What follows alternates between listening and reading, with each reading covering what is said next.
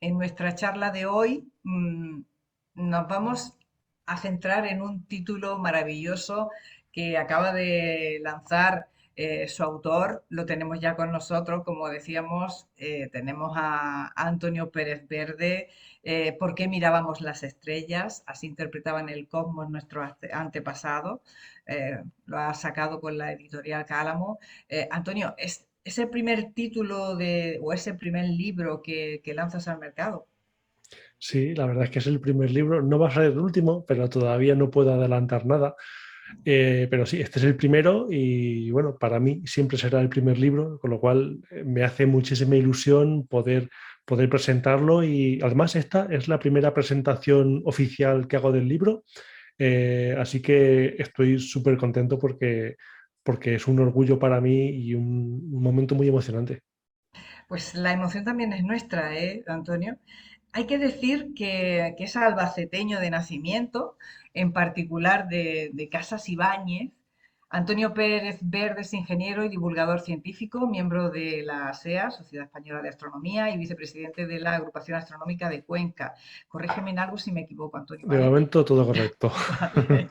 Trabajó varios años en el Centro de Astrobiología y precisamente ahí fue donde se produjo ese flechazo a primera vista con la ciencia y la divulgación. A partir de ahí ha sido un no parar colaborando en diversas plataformas, medios de comunicación, tanto radio como televisión, y todo pues evidentemente relacionado con su pasión como es la divulgación científica y más concreto con la astronomía y la exploración espacial en distintas publicaciones, a nivel nacional e internacional, también hay que decirlo. Más de uno y más de dos ya saben de qué blog hablamos, porque es autor de blog astrométrico maravilloso, que os recomendamos que entréis, por favor, no lo perdáis. Y hablábamos antes de comenzar que parece que todo en nuestra vida encaja, ¿no, Antonio? Porque el nacer en un núcleo de población pequeñito de Albacete también es el culpable de esa pasión tuya por el cosmos, por las estrellas, ¿no?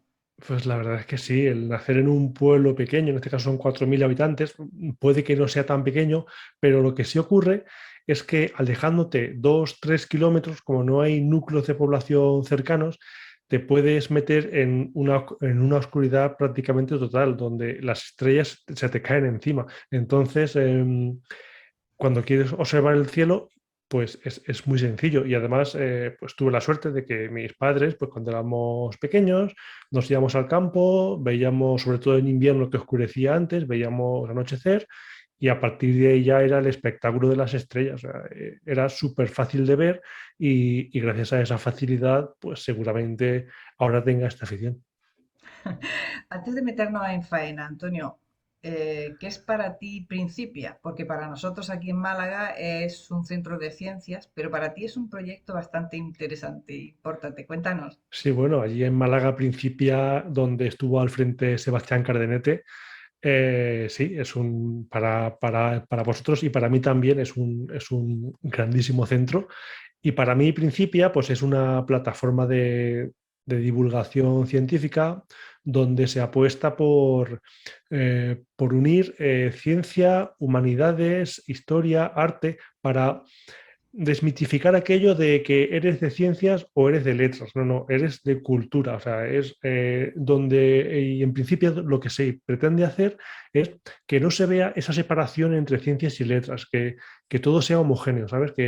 Y es una cosa muy chula que está en la web, principia.io, y también en papel. Y son textos e ilustraciones muy bien hechos, muy bien empastados y, y como te digo, el objetivo es que ciencia, cultura, historia, arte estén homogéneamente unidos y provocando sensaciones al aprender a la vez historia, por ejemplo, y arte y ciencia. Es algo muy bonito. Sí, yo creo que además es importante porque últimamente somos capaces de unir distintos elementos. Por ejemplo, está muy presente en tu título, evidentemente, ¿por qué mirábamos las estrellas? Así interpretaban el cómo nuestros antepasados, que es un libro magnífico, ¿eh? Ya lo estamos recomendando desde el principio. Eh, el uso, el término de arqueoastronomía realmente es muy reciente, ¿no? Unimos cosas que parece que no casaban, entre comillas, pero realmente tienen un vínculo brutal. Pues sí, son cosas que no se han descubierto, sino que han surgido por propia necesidad. La arqueoastronomía surgió por la necesidad de comprender cómo nuestros antepasados interpretaban el cielo. Del mismo modo que yo estoy muy vinculado a la astrobiología, pues surgió de la necesidad de ver cómo se podría desarrollar la vida en otros mundos. Es una necesidad que va surgiendo y de esa necesidad se van uniendo varias disciplinas. Quizás mirábamos más las estrellas antes porque no teníamos esa amenaza de la contaminación lumínica. Totalmente. Ni la amenaza de la Totalmente. contaminación lumínica, ni la amenaza, entre comillas, de Internet, de la tele, de la radio. O sea, no tenían nada. Entonces, el entretenimiento o uno de los entretenimientos era mirar al cielo. Y hoy eso para muchos es un entretenimiento, pero por desgracia para otros muchos es algo ajeno.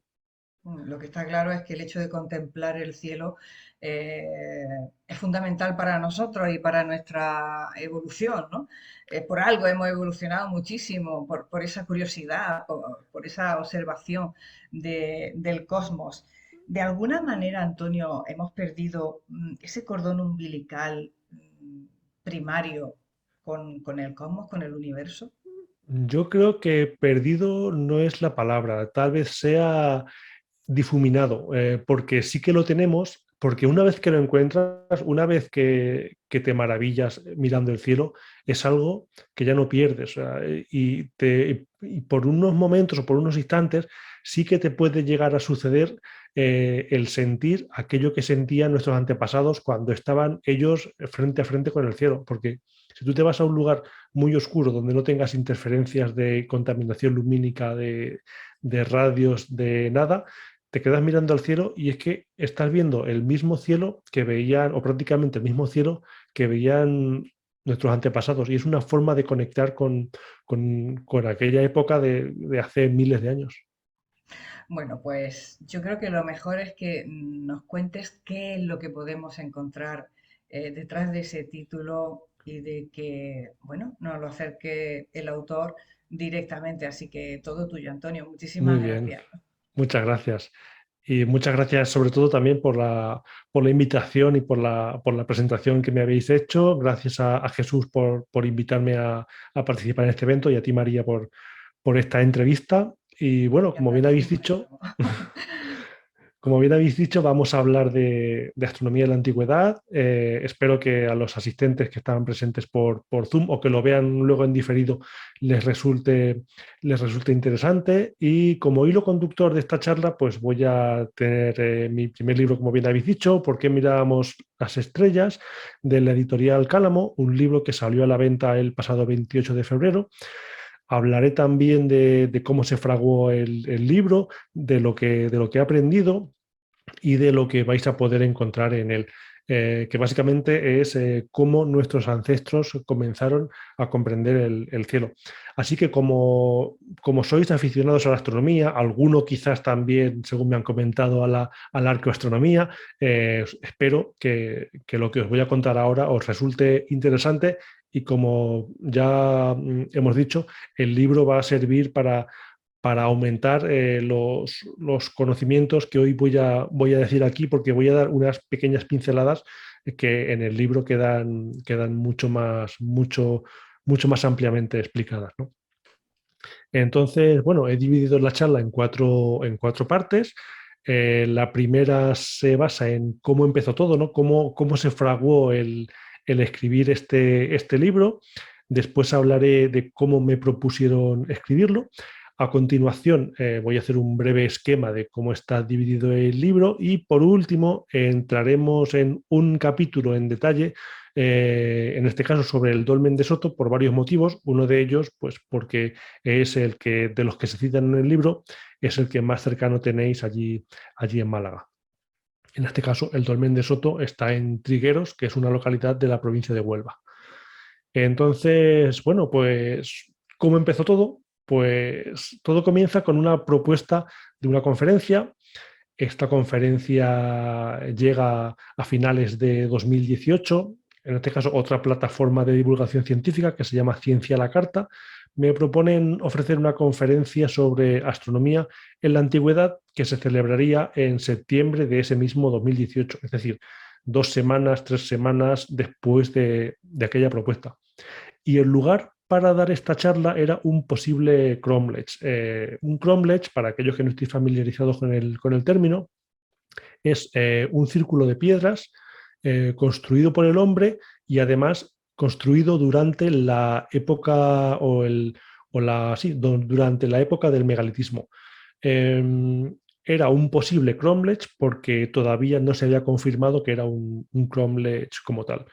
Entonces yo, que soy una persona curiosa, me puse en contacto con los arqueólogos que estaban estudiando aquel posible cromlech, ya que iba a dar una charla allí, pues me puse en contacto con ellos, les pedí alguna foto así como curiosidad y me enviaron varias fotos entre las que se encontraban un plano hecho a mano con las diferentes rocas que componían aquel cromlech y me llamaron la atención varias de esas rocas, con lo cual, pues por mi cuenta y riesgo, calculé para la ubicación del cromlech, calculé los lugares por los que salía el sol, tanto en solsticios como en equinoccios, y me llevé un pequeño chasco porque no encajaban con las rocas que había dispuestas en el cromlech.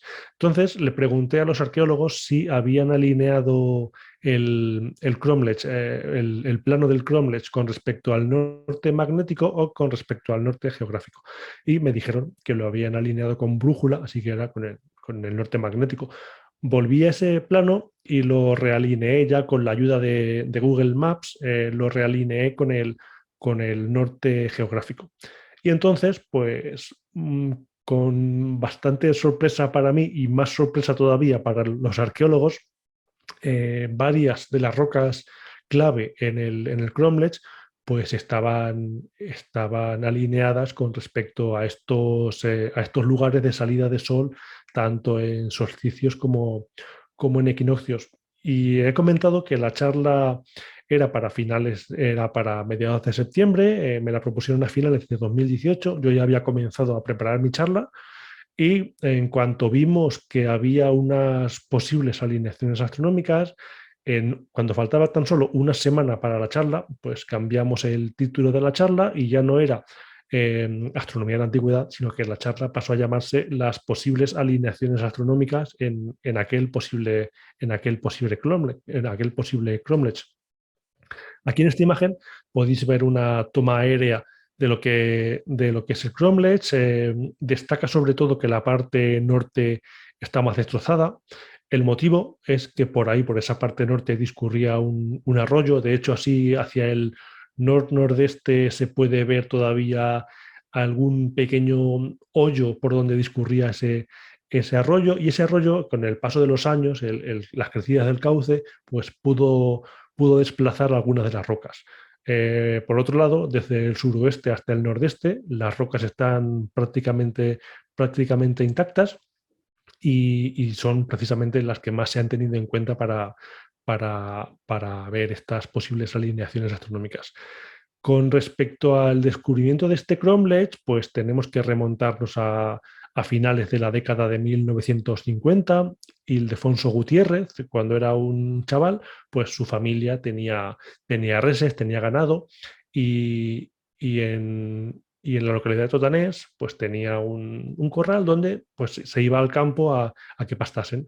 Y de vez en cuando pues le gustaba irse a este término que como había rocas, pues era más difícil cultivar y se iba para allá con su ganado para que pastasen allí fuera de los cultivos. Y nada, le llamaban siempre la atención estas rocas, no sabía qué era, pensaba que era un corral muchas veces, pero por más que lo pensaba siempre llegaba a la conclusión de que no sería un corral porque las reses podían escaparse entre los huecos de las piedras. Y bueno, entre idas y vueltas de pensamientos, pues Ildefonso se fue haciendo mayor, las piedras se fueron quedando en un segundo plano Y el tema de las piedras vuelve en 2016, cuando unos arqueólogos pues están fotografiando el berraco betón que hay en Totanés, en la plaza del pueblo. Ildefonso, que por aquel entonces era alcalde de la localidad, dijo, son arqueólogos, pues los voy a llevar a las famosas piedras de cuando yo era crío a ver qué opinión tienen ellos, ¿no? Pues llevó allí a los arqueólogos y los arqueólogos vieron que todo apuntaba a que era un cromlech, pero claro, había que demostrarlo. Había que demostrar que estaba construido por el hombre, que estaba enmarcado en el movimiento cultural del megalitismo, y hasta que no se demostrase, pues sería eso, un posible cromlech. Entonces, la idea era demostrar que era un cromlech para quitarle esa coletilla de posible. Aquí en esta imagen podéis ver los ejes solsticiales y equinocciales que calculé para el lugar del cromlech. Se puede ver que las rocas A, B, C y D encajan con las alineaciones. La D tiene la particularidad de que pertenece al afloramiento, es decir, no está colocada por el hombre, está allí de forma natural. Las rocas en gris son piedras que se han desplazado de su posición original, y las piedras en blanco son las piedras que conforman el cromlech, que se ha confirmado que han sido puestas por el hombre y que se mantienen en su posición original. La excavación arqueológica que se llevó a cabo en el lugar, uno de los puntos clave donde excavaron fue el lugar en el que se cortan los ejes solsticiales y equinocciales, y allí en ese lugar, en ese preciso lugar, se encontró una pequeña estructura de piedras que parecía, según los arqueólogos, esa estructura parecía albergar un poste en su interior. Es decir, esas rocas hacían que un poste se pudiese mantener erguido, y de esta forma el poste ejercería la labor como si fuera un gnomón, ¿no? Entonces, por ejemplo, la salida del sol en el solsticio de verano saldría por el este, y la sombra del poste se proyectaría sobre la roca catalogada como C, que es la que está abajo a la izquierda. Por ejemplo, en la salida del sol en el solsticio de invierno, la sombra se proyectaría sobre la roca E, y a las puestas de sol, pues igual, la puesta de sol del solsticio de verano se proyectaría sobre ese hueco donde no hay ninguna roca. Ya hemos dicho que por ahí pasaba un arroyo, tal vez la roca haya sido desplazada, como indica esa roca gris que está justo a la izquierda del final de la línea. Y por otro lado, pues la puesta de sol en el solsticio de invierno, pues se proyectaría sobre la roca B. Y luego con respecto a los equinoccios, pues la salida y puesta de sol se proyectarían sobre las rocas D y A respectivamente. También en la excavación se recuperaron ciertos materiales que han permitido datar la estructura. Se ha datado en el año 2500 a.C., hace unos 4500 años, con lo cual sí que la podemos enmarcar en el megalitismo. Y además encontraron calzos, unas rocas que ejercían de calzos para sujetar algunas de las rocas del cromlech. Eso también es una prueba de que fue construido por el hombre. Y entre las rocas A y B, en ese segundo anillo que parecen formar las rocas principales que conforman el cromlech, encontraron como una media luna de piedras que es lo que es la estructura primera que se hace para poner una piedra sobre esa luna, y que las rocas de la media luna ejerciesen de calzo. Con lo cual, son pruebas que han confirmado efectivamente que, que ha sido construido por el hombre. Con lo cual, las alineaciones astronómicas, las estructuras de fijación de las rocas y la datación en el megalitismo hicieron que le quitasen lo de posible para que esta construcción fuese un cromlech propiamente dicho. ¿Y qué función tenía este cromlech? Pues como casi todos los cromlechs, era una función de calendario, porque sabiendo dónde caía la sombra de las salidas o puestas de sol, podían saber en qué época del año se encontraban, aunque el concepto de año todavía no se había establecido, pues sabían cuándo se encontraban, ¿no? Si era momento de sembrar, si se acercaba la siembra, si algún animal migratorio iba a pasar por allí en una época determinada, la estación cálida, la estación fría, o simplemente saber cuándo, por ejemplo, una raíz comestible iba a estar lista para comer sin tener que sacarla previamente de la tierra. Entonces, a la hora de ayudarles a tener una mejor calidad de vida en cuanto a predecir el tiempo, pues este cromlech eran instrumentos muy potentes en la época para poder llevar a cabo precisamente esas tareas de cultivo o las incipientes agriculturas. Dicho esto, eh, ¿cómo surge la propuesta de escribir el libro?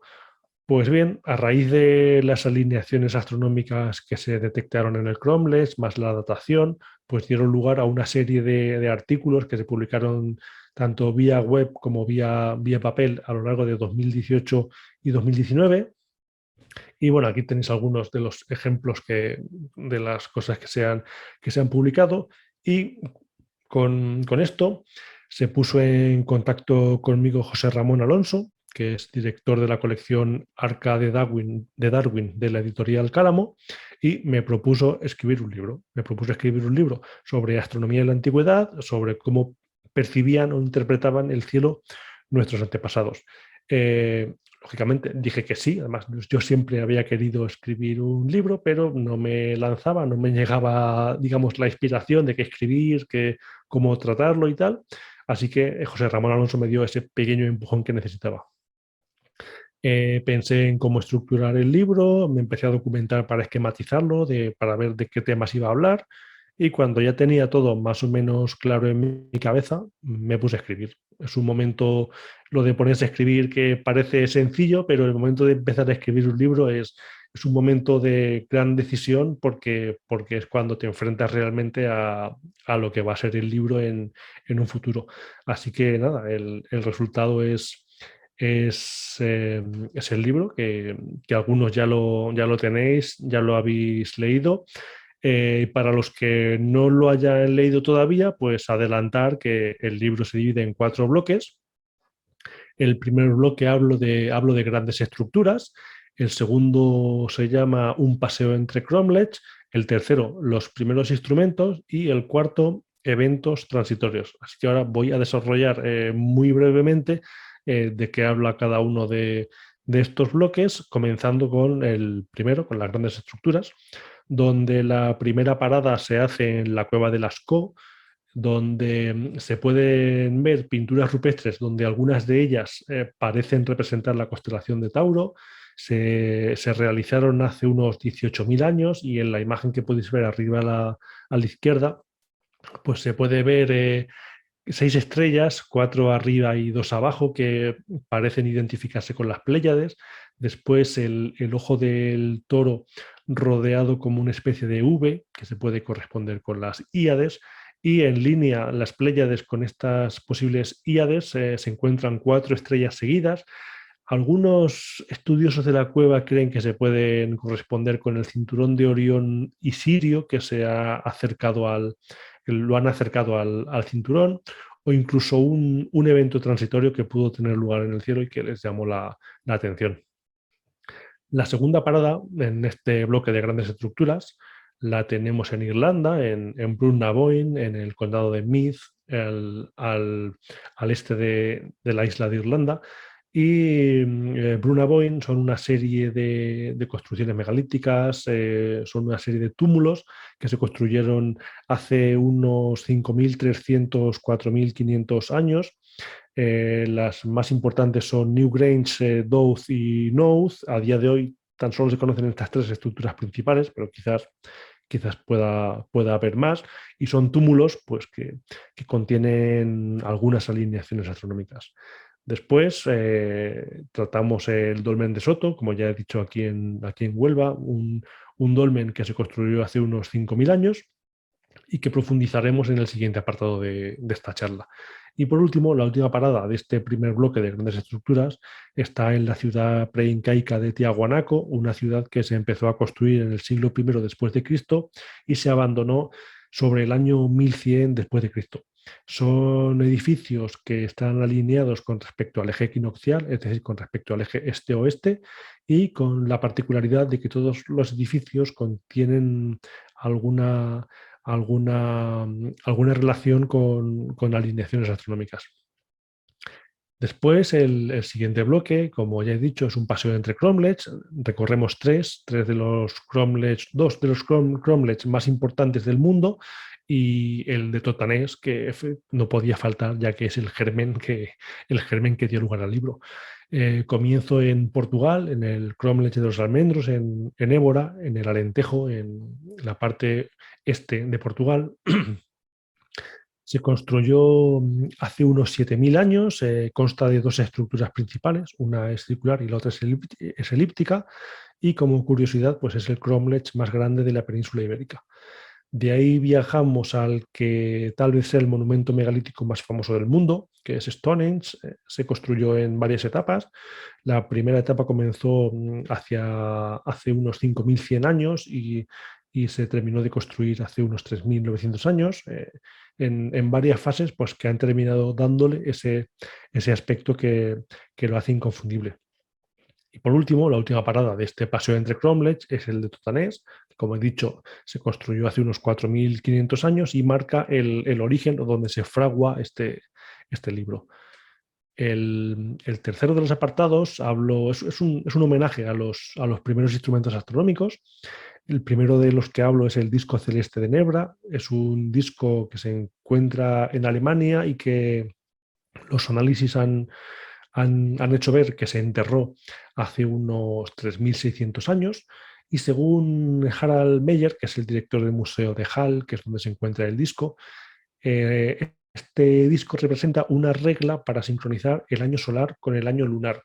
Es decir, el año solar son 365 días y el año lunar son 355 días. Entonces, ese desfase de 10 días, cada 3 años, se completan un mes lunar que dura 29 días y pico, ¿no? Pues esos 10 días de cada año, en 3 años, pues el ciclo lunar y el ciclo solar se vuelven a sincronizar y cada 3 años, pues se puede ver, en este caso, una luna en fase muy cerca de las Pléyades, que las Pléyades parecen ser ese círculo de estrellas con una estrella en el centro que está entre las dos lunas.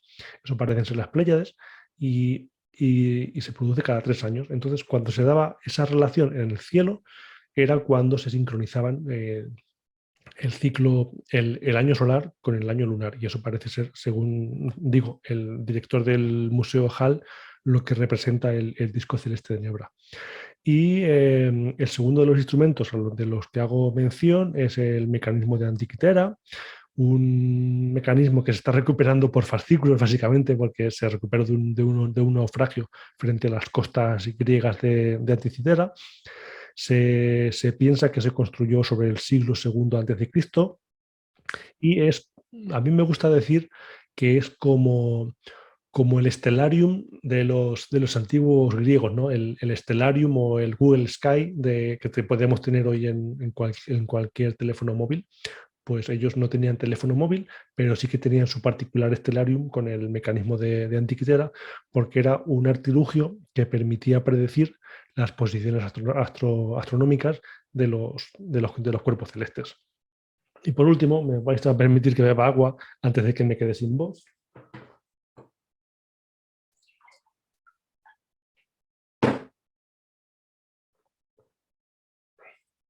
El último de los bloques, como ya he dicho, pues es el de los eventos transitorios, donde ya no hablo de monumentos en cuestión, sino hablo de los eclipses, de las supernovas y de los cometas y de algunas de las representaciones que podemos ver a lo largo del mundo.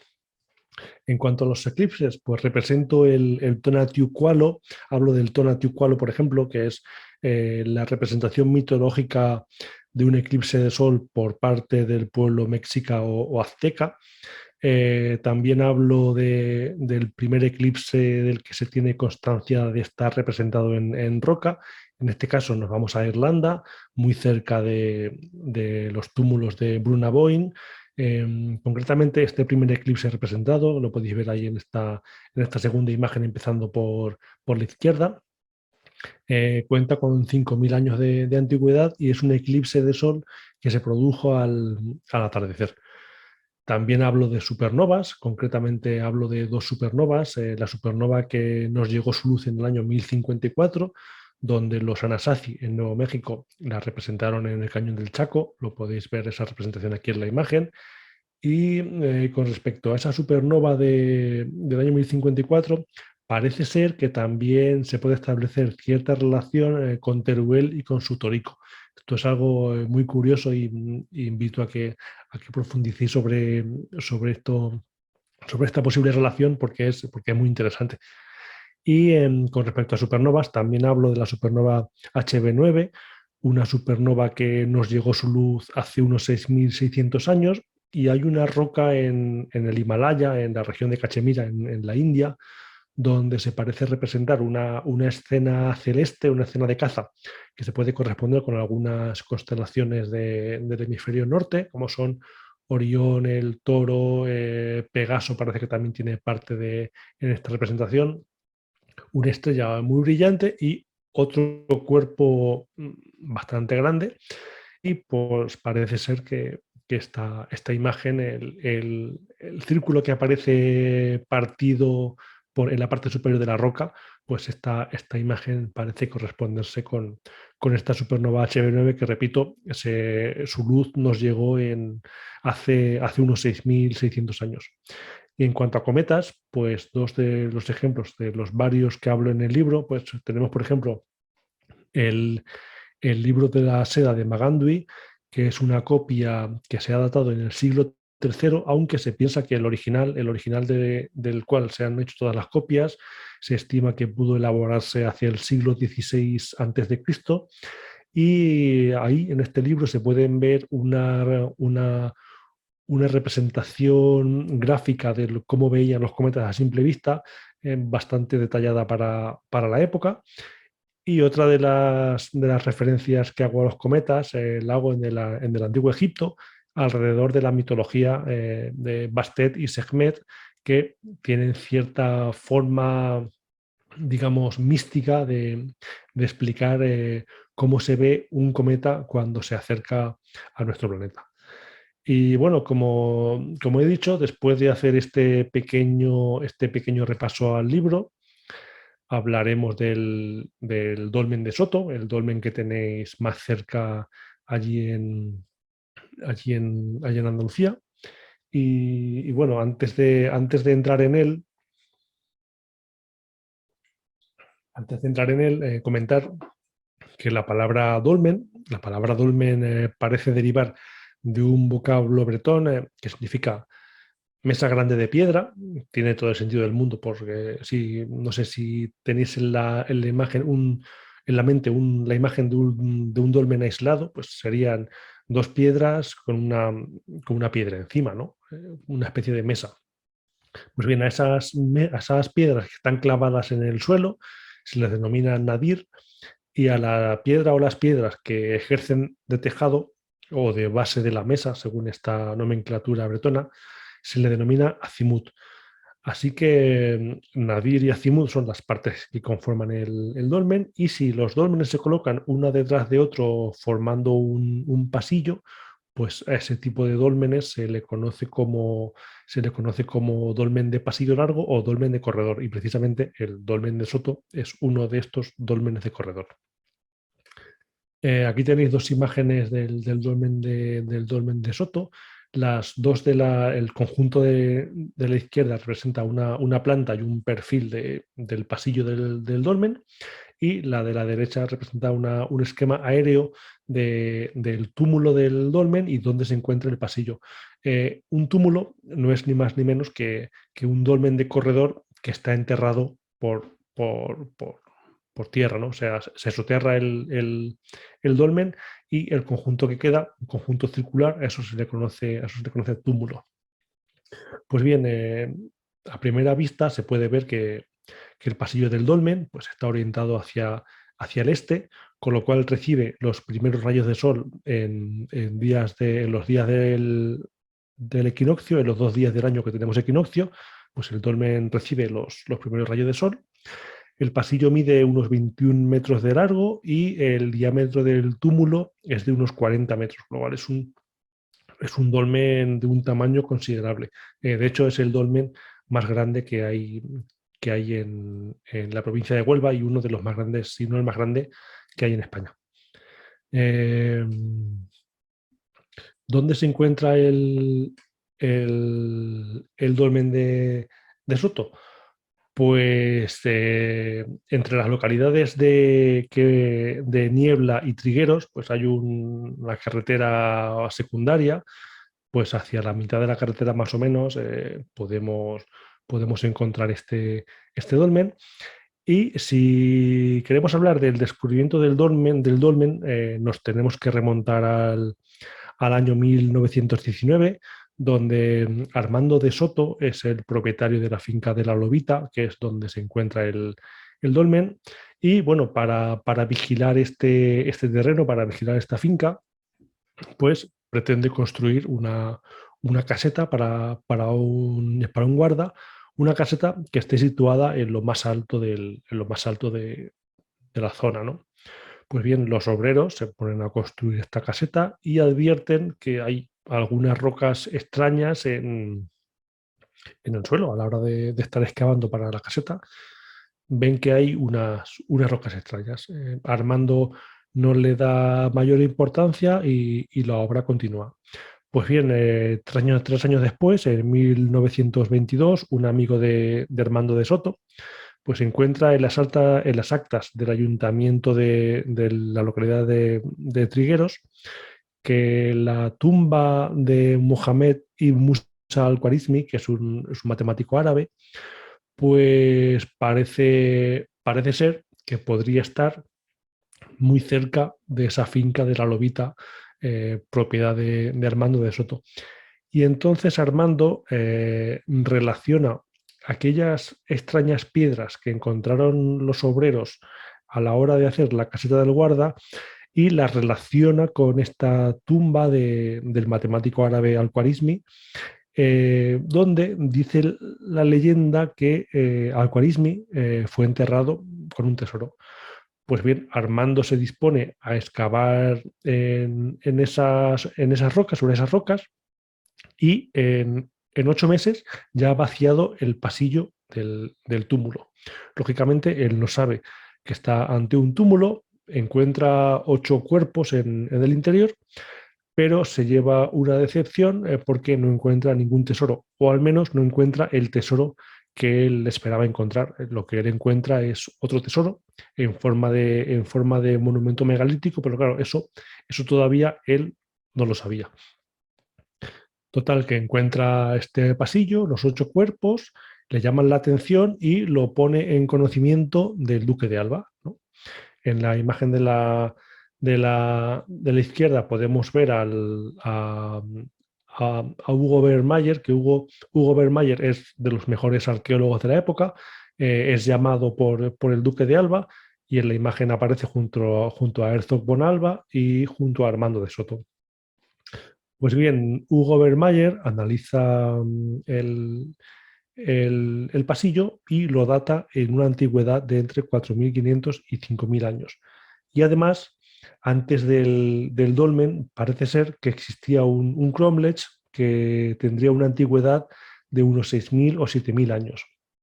Es decir, el cromlech existía antes que el dolmen y de hecho se piensa que las rocas del cromlech fueron las usadas para construir el dolmen y de esta forma no tener que traer grandes rocas de un lugar más alejado porque ya las tenían allí en el cromlech.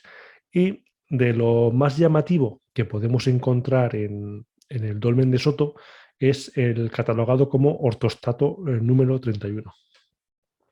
El ortostato número 31 Hay una serie de cazoletas, que son unos agujeros que están tallados en piedra. La imagen de la izquierda representa eh, un, un dibujo, un calco que hicieron miembros de la agrupación astronómica Andrómeda de Andalucía también. Y hay una zona que se puede ver también su contrapartida en la imagen la imagen de la derecha, que es la que podéis encontrar en el libro. Hay una zona que se parece o que se identifica con la parte superior de la constelación de Orión. No aparece, si, de ser la constelación de Orión, no aparece ya completa, sino que aparecería tan solo la parte superior. Y marcando, esto ya es trabajo mío, marcando la posición de las otras posibles estrellas que hay representadas en ese ortostato número 31, pues podrían relacionarse con algunas de las constelaciones actuales, como pueden ser la Liebre, la Paloma, el Can Mayor o incluso Tauro. Lógicamente no tienen la precisión que podríamos darles hoy en día, porque los métodos pues, no eran los mismos, ¿no? Pero de ser esto un mapa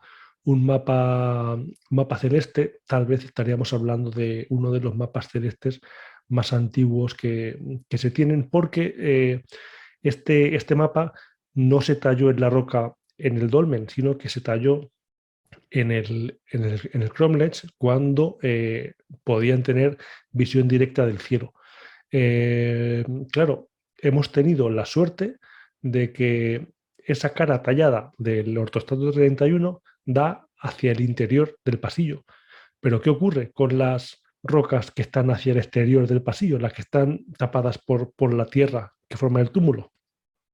Pues no lo sabemos.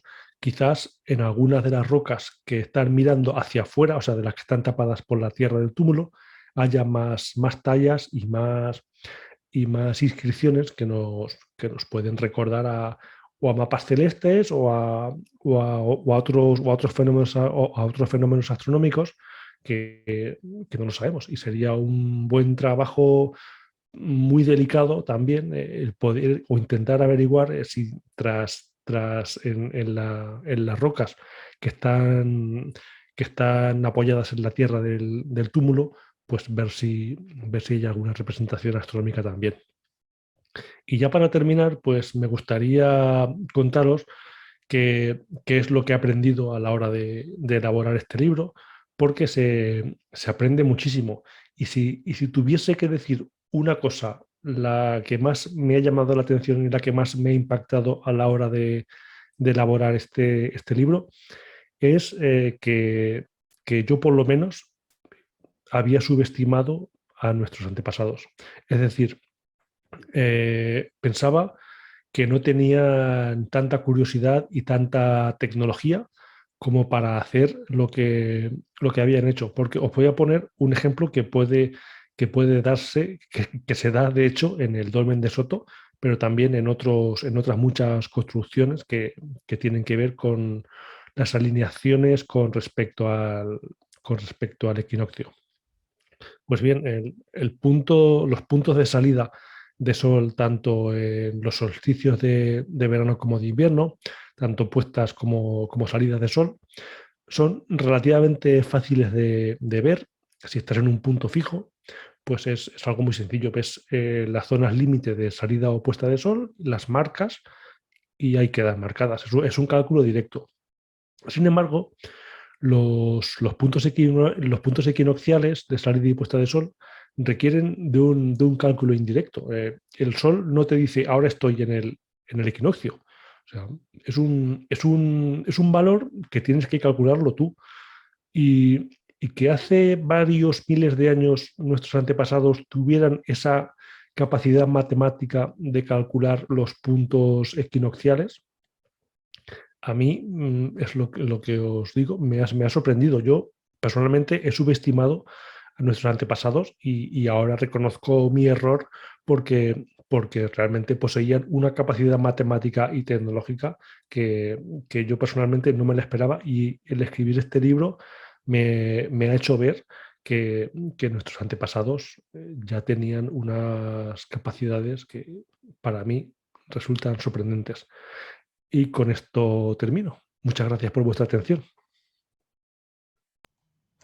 Pues muchísimas gracias. Ese aplauso de todo, ¿eh?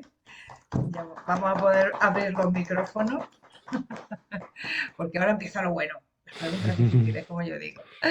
Muchísimas gracias, Antonio, por hacernos ese viaje al pasado, ¿eh? Esa unión, ese vínculo también con el universo y con lo que es nuestra propia evolución, ¿no?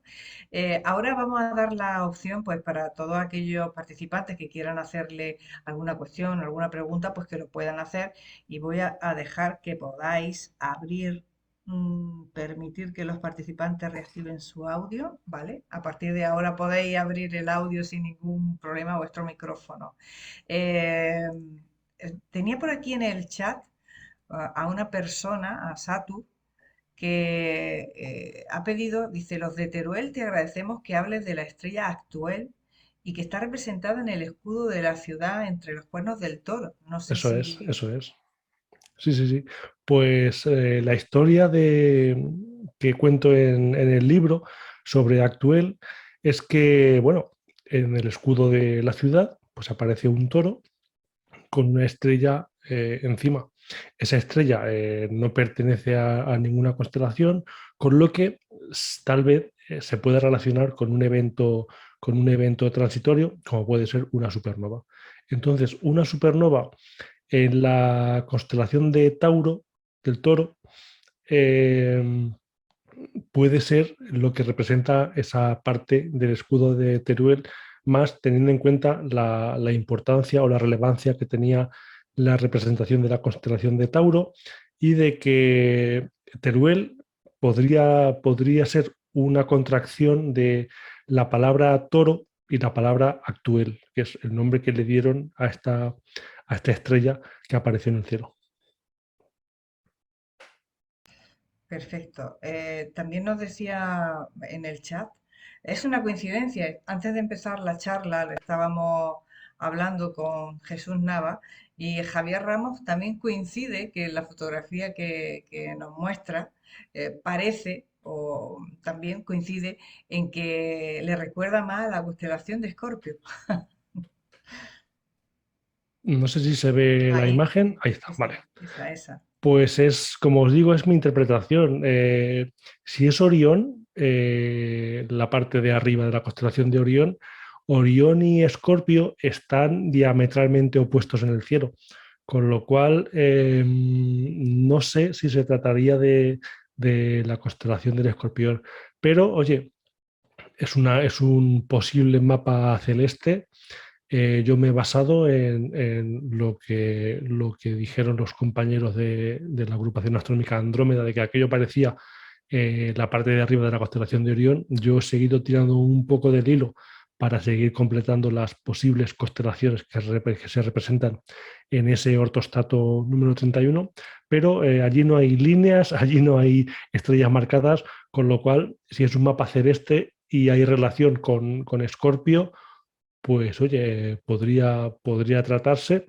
Y sí, la verdad es que tiene cierta similitud porque las estrellas que se corresponden con el cinturón de Orión, si seguimos la línea del cinturón hacia la izquierda, podemos encontrar la curva que traza la constelación de Orión hasta llegar a la constelación del Escorpión, perdón, hasta llegar a Shaula, que marca el aguijón del Escorpión.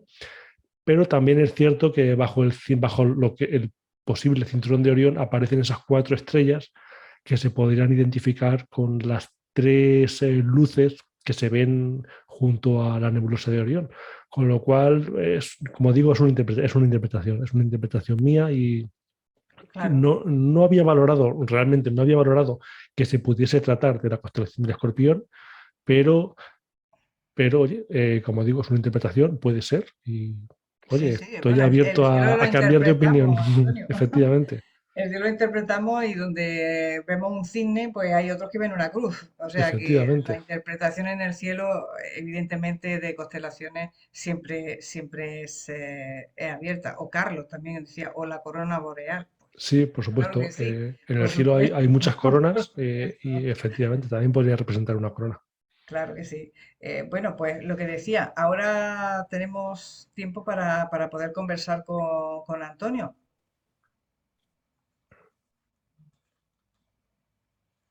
Podéis, no sé, creo que no hay ningún problema con que podáis activar vuestro micrófono, ¿no? A ver si yo estoy aquí.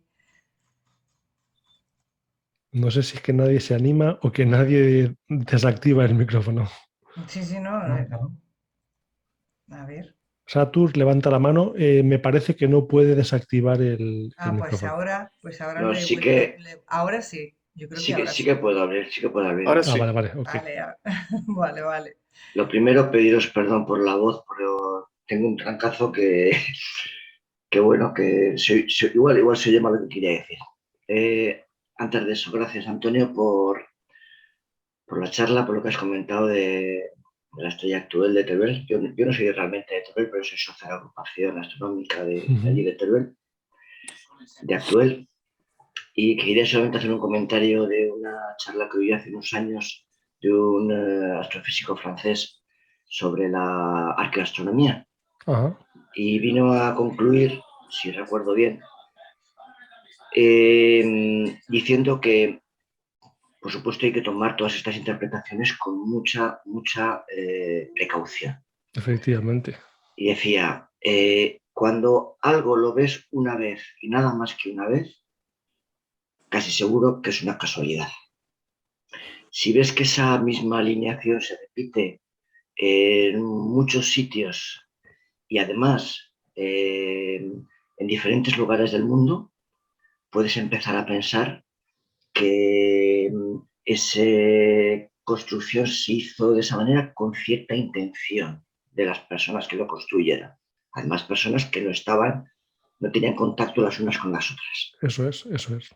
Y por último, y por desgracia, pues lo más difícil debido a la antigüedad de estas construcciones, lo único que nos da una verdadera certidumbre o certeza de que la intención de construir estas cosas tenía alguna relación con las estrellas es si quedase alguna prueba escrita que lo dijera. Pero claro, encontrar algo así de hace 4.500 años es realmente muy difícil, por no decir imposible. Sí, es muy difícil porque las representaciones de las estrellas suelen ser puntos y con el paso del tiempo esos puntos se degradan. Y con respecto a lo primero que has comentado, pues efectivamente, eso es algo que remarco varias veces en el libro y es que estamos haciendo una interpretación en base a nuestro propio conocimiento, sin saber lo que pensaban los que construyeron o dibujaron este tipo de cosas. Con lo cual, hay un sesgo porque estamos interpretando algo bajo nuestro punto de vista sin conocer el punto de vista de la persona que lo creó. Así que puede ser que se trate de una casualidad o puede ser que se trate de algo hecho a conciencia. De acuerdo, gracias. John también tenía una pregunta. Buenas noches, John.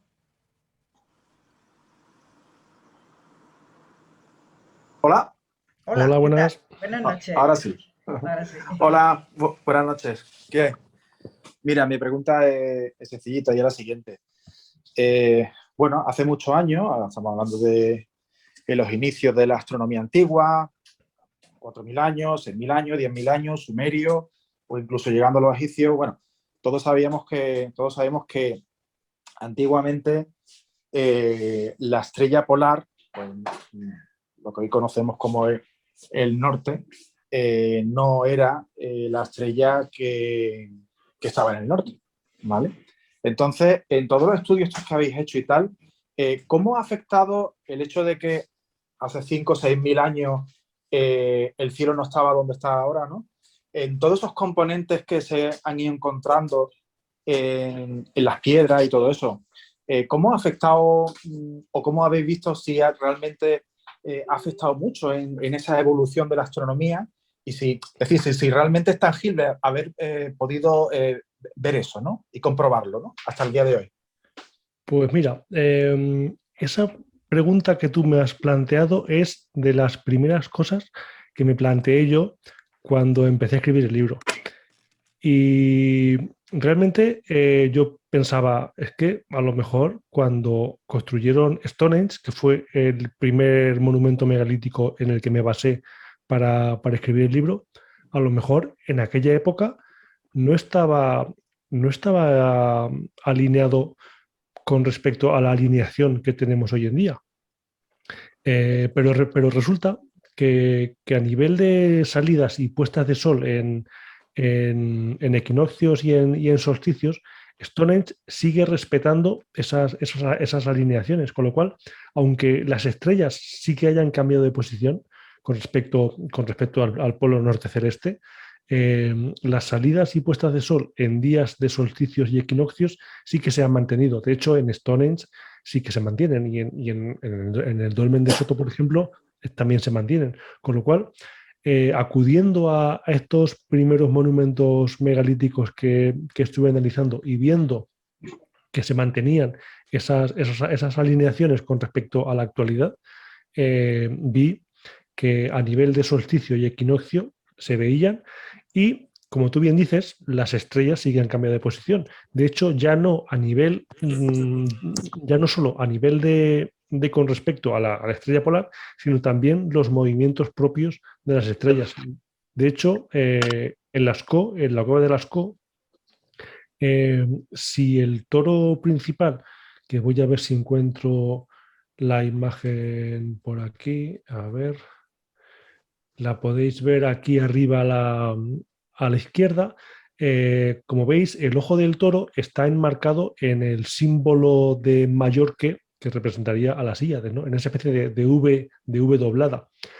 Pues hay un estudio reciente que dice que según el movimiento propio que tiene el cúmulo de las Híades y la estrella Aldebarán, que es la que marca el ojo del toro, podría haber sufrido un movimiento de tal forma que la estrella Aldebarán se sitúe en uno de las líneas de esa V en la actualidad, pero hace 18.000 años estuviese en el centro de la V. Con lo cual, sí que podemos ver, si se tratase, repito, de la constelación de Tauro, sí que pudiera ser que Aldebarán estuviera enmarcada en esa posición que nos marca el dibujo.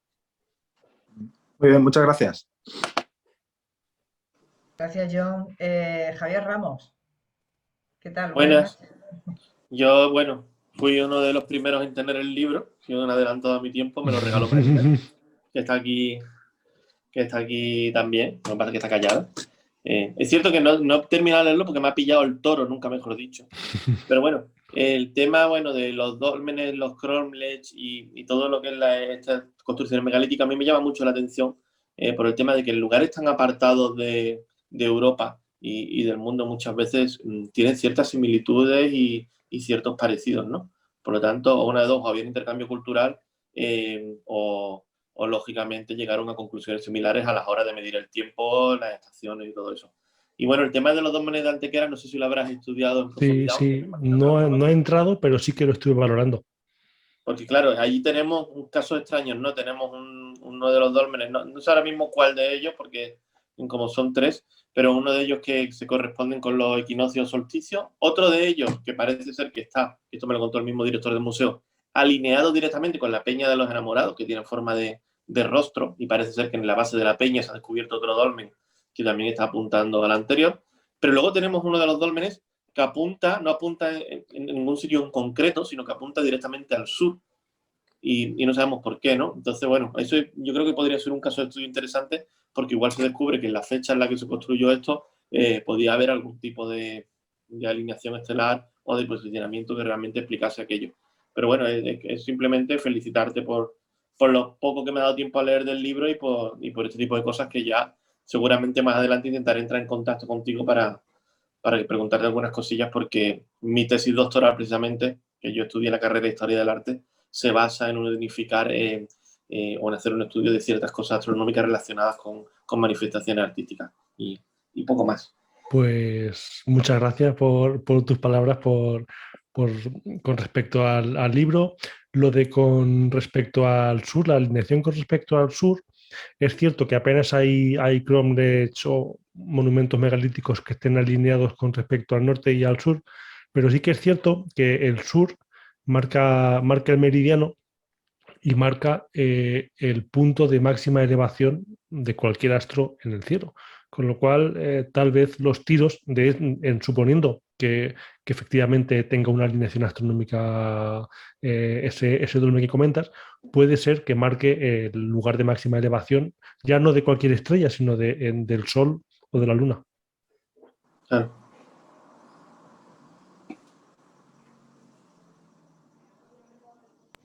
Se hace el silencio. No ha sido la pregunta tan difícil, ¿eh, Javier? No, bueno, era más que nada una reflexión. Es decir, es que hay mucho, incluso en uno de los dólmenes el sol entra perfectamente hasta el fondo de la sala, pero cuando llega a un pequeño habitáculo que hay, el habitáculo lo han desviado para que el sol no entre en el habitáculo. Entonces, claro, todo eso tenía un sentido. Incluso un pozo que se encontraron dentro del dolmen que no sabían que existía y de pronto descubrieron un pozo de 30 metros que tampoco sabían por qué estaba ahí. O sea, tendrían algún significado mágico, ritual o alguna historia ahí y por algo, lógicamente, lo hacían. Sí, claro, hay otro pozo, no tan profundo, pero sí que hay otro pozo en el túmulo menos trabajado de Bruna Boyne, alineado con respecto a un solsticio. Hay una especie de pozo y no se sabe por qué, pero está alineado hacia el solsticio. Muy curioso, la verdad. Curiosísimo. Bueno, pues le toca a Juanjo, que también tenía su... Bueno, Javier, ya está, ¿no?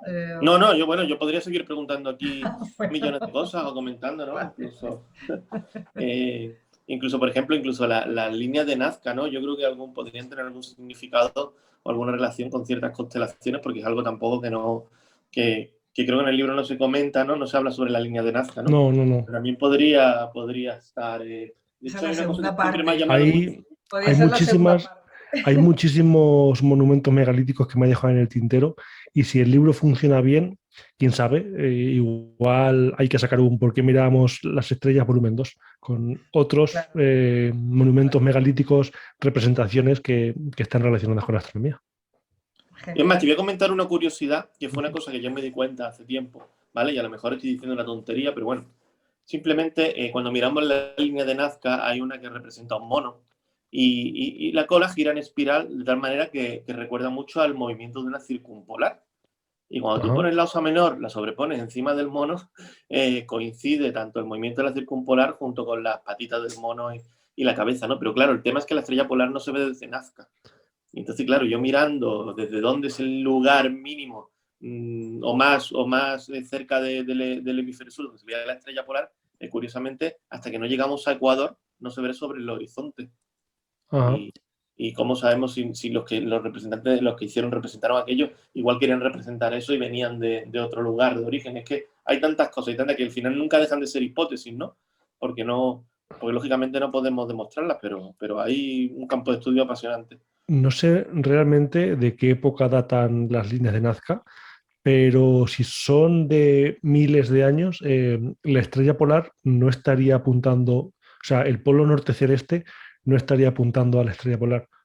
Sí, creo que no son tan antiguas. Es decir, creo que pero que andan más o menos por la zona, por la época de hace, no sé, son 2000 años, 2500. No lo sé, no sé la fecha, habría que mirarlo en Google. Te está rectificando un compañero, Carlos dice que no es la estrella polar, que no se ve desde el sur. No se ve, ¿no? Ya lo sabe. Por eso digo que empieza a verse en Ecuador. Hasta Ecuador no se ve la estrella polar. Bueno, pues Juanjo, cuando quieras. Vale, pues muchas felicidades por el libro. La verdad Muchas es que gracias. yo también soy uno de los que lo he comprado después de Javier. Lo que pasa es que yo soy de los que los pintorreo y los subrayo, pero bueno. Yo también.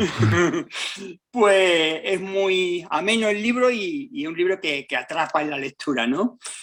Te quería preguntar, en el libro precisamente, también me ha pillado el toro y no lo he terminado de leer, pero bueno, habla de que el dolmen de Soto, en él hay representaciones del Sol y la Luna. cuáles son esas representaciones? Pues en el dolmen de Soto, representaciones del Sol y de la Luna. Sí, eso he leído yo, si no me equivoco, en la página 61 del libro. Mira, como lo tengo No, aquí, te lo voy no, a mirar perdón. ahora mismo. Perdón, no en la 61. En la página 63. 63. Justamente representaciones astronómicas en el dolmen de Soto. Y dice, en el dolmen de Soto, ¿no? Existen representaciones del Sol, la Luna y las estrellas. Y me ha llamado la atención eso del Sol y la Luna. Sí. Vale.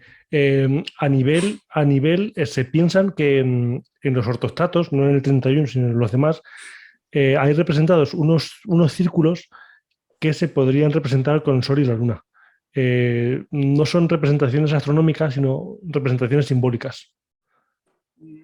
Concretamente yo recuerdo uno que es un círculo grande que tiene atravesado un disco, una línea por el centro. ¿Puede ser ese o...? Puede ser, sí. Como te digo, no son representaciones astronómicas, sino simbólicas. Entonces, el Sol al atardecer se representa en ocasiones con un círculo atravesado por una línea. La luna llena al atardecer igual se puede representar con ese círculo atravesado por una línea. Con lo cual, sí, hay representaciones de Sol y Luna, o se cree que son Sol y Luna, pero a nivel pictórico, no a nivel astronómico. Luego, otra cosilla que te quería preguntar, lo que es en el pasillo del dolmen de Soto también, pero ya en las losas que forman la techumbre, también hay muchas cazoletas grabadas. Hay una que es increíble, que está toda repleta. ¿Eso se ha estudiado a ver qué representan? Pues si se ha estudiado, no tengo constancia. De hecho, yo no tengo constancia. No tengo constancia. Y sí me gustaría acercarme a Huelva, a echarle un vistazo al dolmen y fotografiar y consultarlo con gente del centro de interpretación del dolmen para que me informe, porque no tenía constancia y sí que me gustaría ver más motivos astronómicos que seguramente desconozco en el dolmen, como por ejemplo esa techumbre llena con cazoletas que o bien representan estrellas que se tallaron allí cuando formaban parte del cromlech o se tallaron directamente una vez que el dolmen estaba ya construido. Vale, Así que muchas gracias por ese dato, porque lo desconocía. vale, pues sí, vale, nada. O sea que nos vemos viajando hasta Huelva de aquí a nada, Antonio, te lo digo de verdad, ¿eh? No, yo es uno de los que no he visitado personalmente y tengo que ir. Tengo que ir. O sea, está pendiente. Bueno, pues Sí. vamos, con Juanjo seguro que va a ser increíble porque es un enamorado Yo, precisamente de eso. yo ya lo he visitado 3 veces, me parece que he estado allí. Vale, pues muy bien. Pues muchísimas gracias. ¿Nos queda alguna cuestión más? Yo quería preguntar a María. Venga, pues adelante, Jesús. Sí, vamos a ver, yo quería saber si se podría utilizar el Google Maps para poder buscar esta zona, que seguro que tendrá que ver más por ahí, por esos mundos por ahí, esas montañas, ¿no? Y eso. ¿Se podría utilizar esta herramienta tan poderosa que tenemos? Totalmente. La respuesta es un sí rotundo, porque los que tengáis el libro a mano, en la página, os lo digo exactamente, en el capítulo de Bruna Boyne, página, pues, página 54. No he visto constancia, o sea, es una página, os la voy a poner aquí compartiendo la pantalla, a ver si la encuentro. Voy a quitar la presentación un segundo. La página, a ver, ¿dónde estás?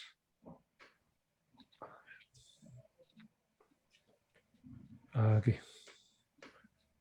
No sé si veis la pantalla. Sí, se ve. Sí. Vale, pues ¿qué página he dicho? Que no recuerdo. La página 54. Aquí en esta imagen, vamos a ampliar esto un poco. A ver. Ay. Pues en esta página es una vista aérea de Bruna Boyne y podéis ver aquí, por ejemplo, una posible construcción. Por aquí se ve, no sé si lo llegáis a apreciar, otra circular, Sí, sí, se ve. aquí otra, y he buscado documentación sobre estos posibles monumentos o restos de monumento y no he encontrado absolutamente nada. Y todo apunta a que había algo. Son campos cultivables y tal vez los primeros dueños de estos campos quitaron las rocas, pero los huecos de las rocas han permanecido y ahora se ven con ese rastro de los cultivos que hacen que tengan estas formas y, y no he encontrado ningún tipo de documentación al respecto y son zonas que parece ser que podrían tener importancia arqueoastronómica. Y como digo, no he encontrado nada al respecto. Pues se ven perfectamente, ¿eh? Se ven perfectamente. Me llamó mucho la atención esta de aquí, que son aquí en el libro. Además, tengo aquí puesto un pequeño esbozo de lo que son y se ve perfectamente que puede haber algo ahí, que puede haber algo, y sin embargo, como digo, no he encontrado ninguna referencia a estas posibles construcciones. Curioso. En España, quizás entonces, Antonio, la más destacada puede estar de hecho, bueno, hemos estado hablando de ella, en el Dolmen de Soto en Huelva, ¿no? Yo diría que sí, yo diría que sí. Si hablamos de la península, tal vez tengamos que hablar de los almendros en Évora, en Portugal, pero si hablamos de España, seguramente el Dolmen de Soto. Vale. Bueno, chicos, pues si no tenéis ninguna cuestión más, Bueno, esto lógicamente no lo vamos a saber responder, pero yo muchas veces me pregunto ¿desde cuándo el ser humano observa las estrellas y las relaciona con su entorno, ¿no? ¿Fue el Homo sapiens el primero? ¿Fue el Neandertal? ¿Fue el Homo antecesor? ¿Desde cuándo el ser humano empezó a interesarse por el firmamento y a usarlo para hacer sus mediciones y sus cálculos, ¿no? Eso creo que también es un tema apasionante. Es un tema apasionante que yo creo que tiene que estar en cuanto el género Homo comenzó a ponerse sobre dos pies y tuvo la capacidad de levantar, de mover el cuello para levantar la vista al cielo. Yo creo que a partir de ese mismo momento tomó conciencia de que eso pues era algo extraño. Lógicamente comenzaron a relacionarlos con mitos y leyendas y yo creo que desde los primeros momentos de la inteligencia humana a dos piernas comenzaron a observar las estrellas. Claro, porque para transmitir esta cultura también haría falta un lenguaje. Y también tenemos que ver el desarrollo del lenguaje que pudo haber a lo largo del género Homo y cuando empezaron a transmitirse estas cosas, pero sí, lenguaje o modo de expresión plástica también, Sí, claro. pinturas rupestres o otro tipo de pinturas anteriores o cualquier tipo de talla en roca, por ejemplo, pueden ser manifestaciones que representen a esos primeros astrónomos, por así decirlo, que nos quisieron dejar constancia de sus primeras observaciones astronómicas. César también nos recomienda que vayamos al de los almendros. Pues yo creo que de verdad que merece la pena un viaje, una visita bueno, a nosotros nos pilla relativamente cerca aquí en Andalucía y, y bueno, yo creo que es un tema súper apasionante, como bien decía Javier. Antonio, muchísimas gracias por estar con nosotros, por compartir tu libro, ¿vale? Por acercarnos un poquito más a esa visión tuya a través del título que hemos querido compartir con nuestros amigos tu título, tu obra, tu primer libro, que yo creo que esto va a dar de sí algo más que el primer libro, porque el Pues tema, como decimos, da mucho de sí, ¿no? el tiempo lo dirá y también, de verdad, muchísimas gracias a vosotros por invitarme a participar en este evento. Y como dices, mi primer libro y esta siempre será la primera presentación que he hecho de mi primer libro. Pues muchísimas gracias, Antonio. Cuando vengas por Málaga, esperamos que nos dé un toque, que estaremos encantados de echar otro ratito de charla, de conversación. Muchísimas Contad con gracias. ello, contad con ello. Muchísimas gracias. Muchas gracias a vosotros. A todos recordarles que el próximo miércoles tendremos también otro invitado muy especial. Contaremos con el astrofísico malagueño Pablo Arrabal Aro, quien nos va a acercar una imagen general del telescopio espacial James Webb, porque pues él lo tiene de cerquita, ¿no? Por decirlo de alguna manera. ¿Por qué es tan especial? ¿Qué esperamos observar con él? Pablo forma parte de 3 de los proyectos científicos aprobados por la NASA para el primer año de operaciones con el telescopio espacial. Así que de primera mano tiene información directa. Estará con nosotros el próximo miércoles en las charlas de la Agrupación Astronómica de Málaga Sirio. Lo dicho, gracias y os esperamos a todos.